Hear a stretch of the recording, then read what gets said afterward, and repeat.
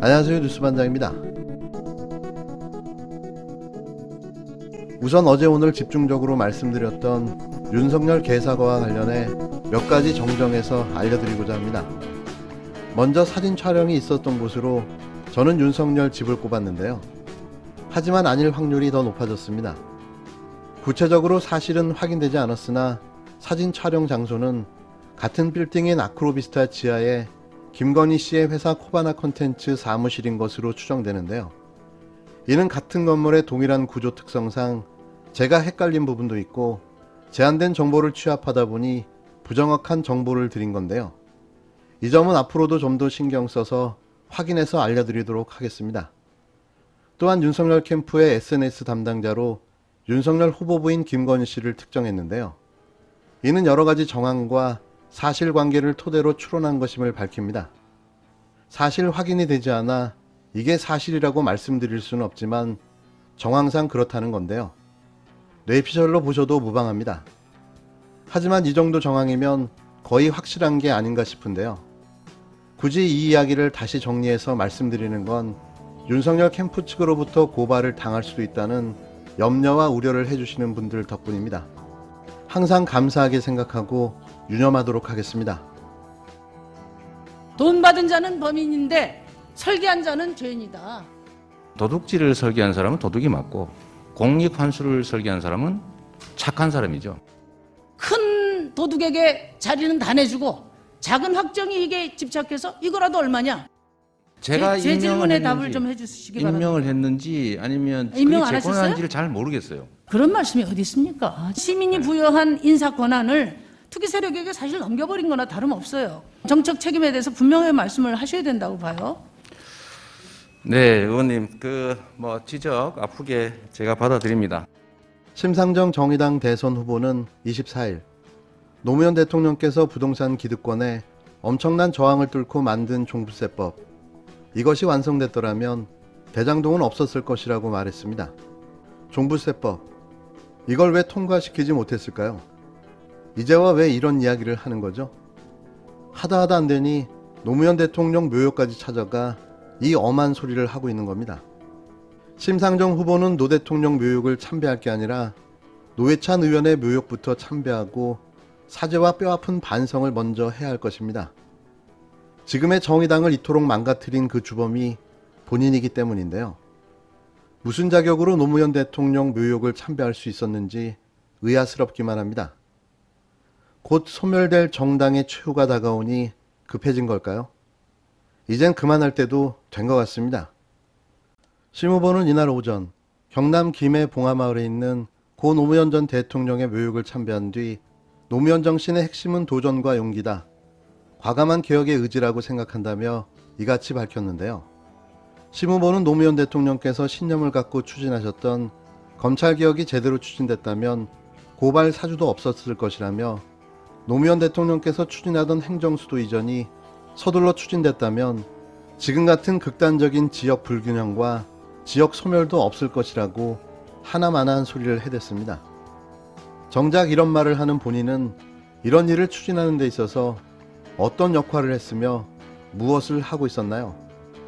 진보정당을 패미정당으로 몰락시킨 당사자가 누굽니까?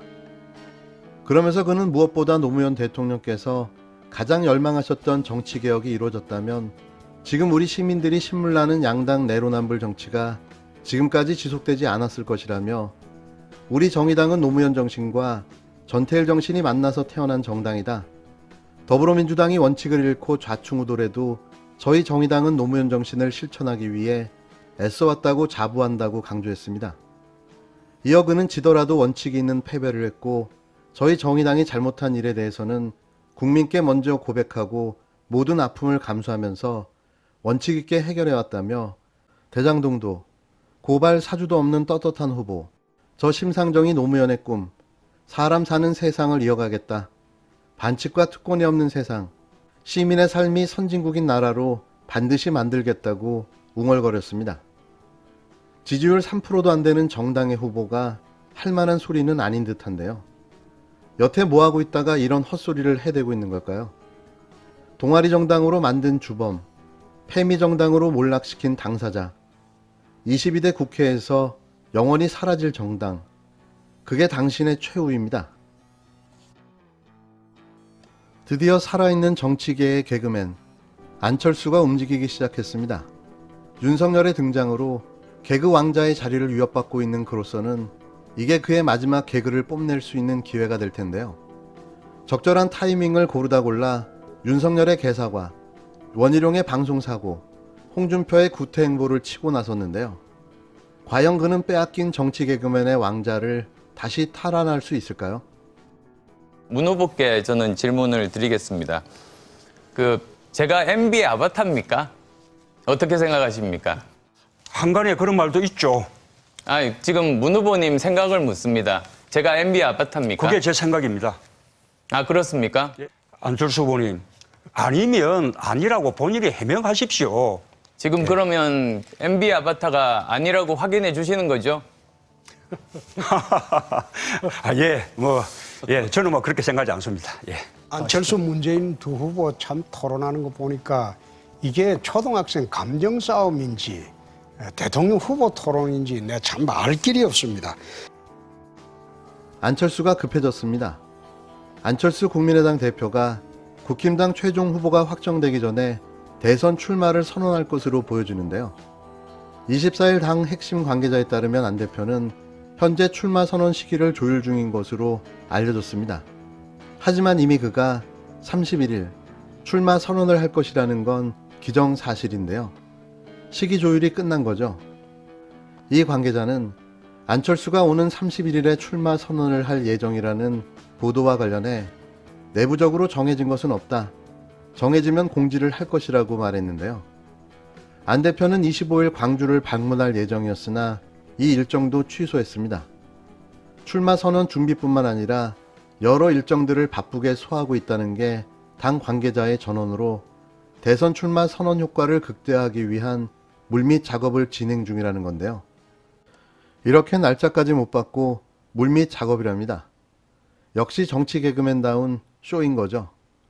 안 대표는 24일 김동연 전 경제부총리의 새로운 물결 창당 발기인 대회에서도 축사만 전달하고 불참했는데요.